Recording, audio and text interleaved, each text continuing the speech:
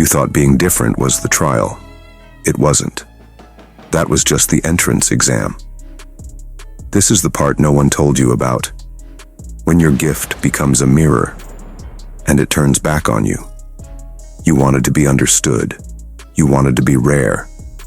But what happens when your depth becomes a weapon? When your intuition misfires? When your silence becomes a cage?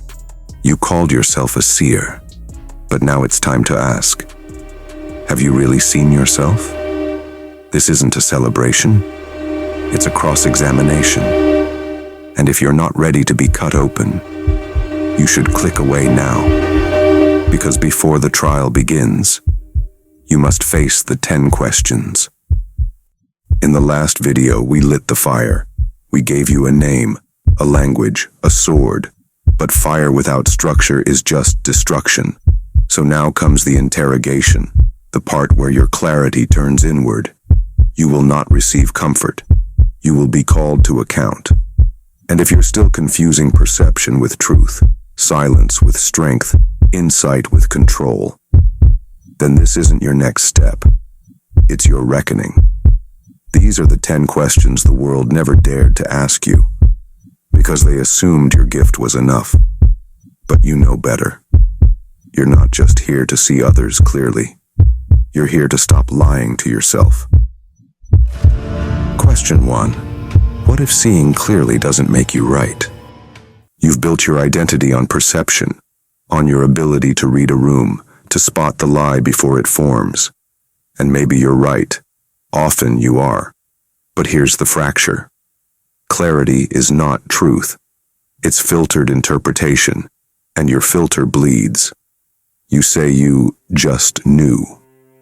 But how often has your knowing become a license to stay superior, to cut off before confronting, to label someone a pattern instead of a person?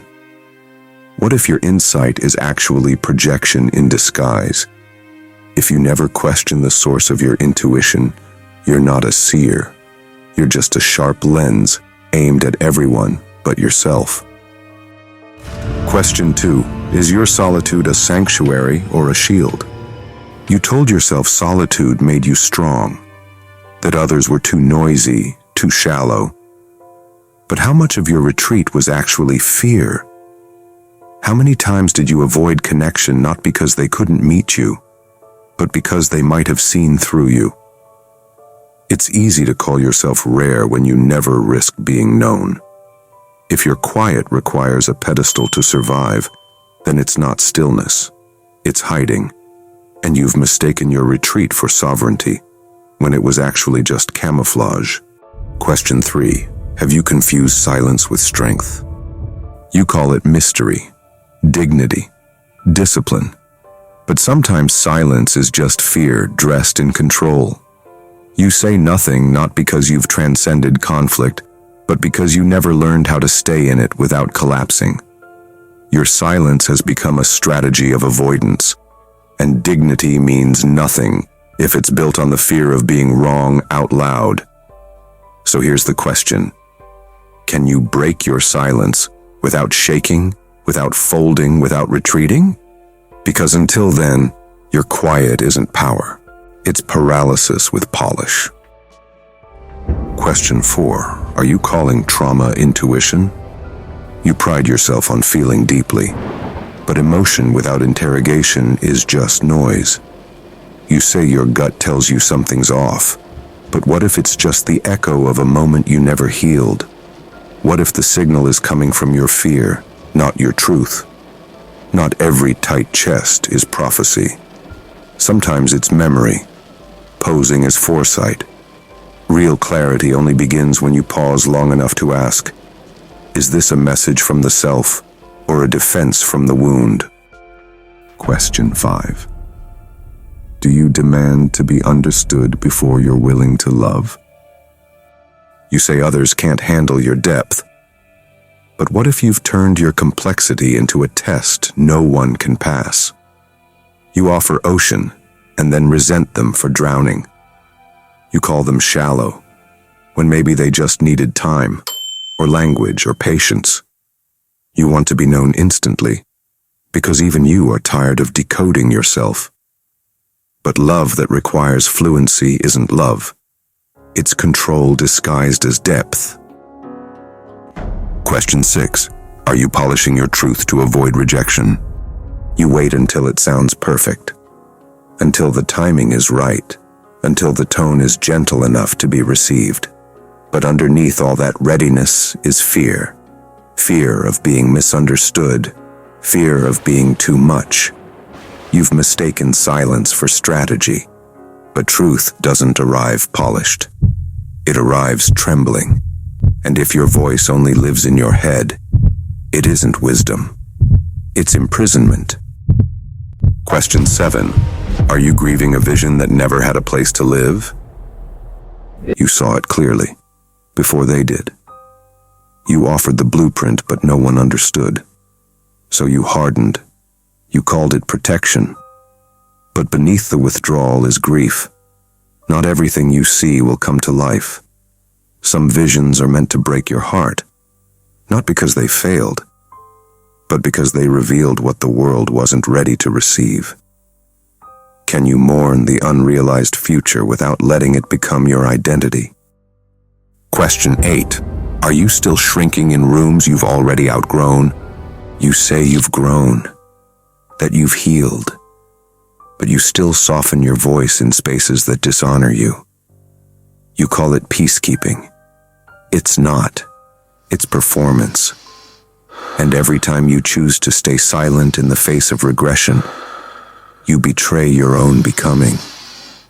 If your light only shines where it's allowed, you're still in chains. Question 9. Are you integrating your shadow or performing it? You've made peace with your rage, your envy, your edge. But be careful. There's a difference between awareness and indulgence. If your shadow becomes your identity, you haven't integrated it. You've surrendered to it. Your scars are not excuses. Your trauma is not your trademark. Until your darkness serves yourself, it's just another mask. Question 10. Can you rise without applause? You've done the work. You've survived the silence. You've faced your reflection. And still, you wait. For confirmation. For a sign. For someone to say, yes, you're real. But if your sovereignty still needs to be seen, it isn't sovereignty. This is the final question. Can you rise in full flame, even if no one claps? Because if the answer is no, then you haven't risen. You've just performed your awakening, and the seer who needs witnesses is still asking for permission. If you're still here, then something in you has already cracked.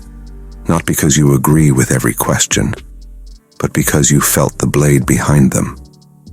And maybe for the first time, you stopped defending. So now the question isn't, am I a seer? It's, what will I do now that I've turned my gift against myself? Comment below. Which question held your throat the longest? Not for validation, for signal. This is not a channel. This is a citadel of those who are done performing their insight and ready to live it with discipline. Subscribe, not for comfort, but for structure, because the trials are next. And if these questions fractured you, what comes next will refine you.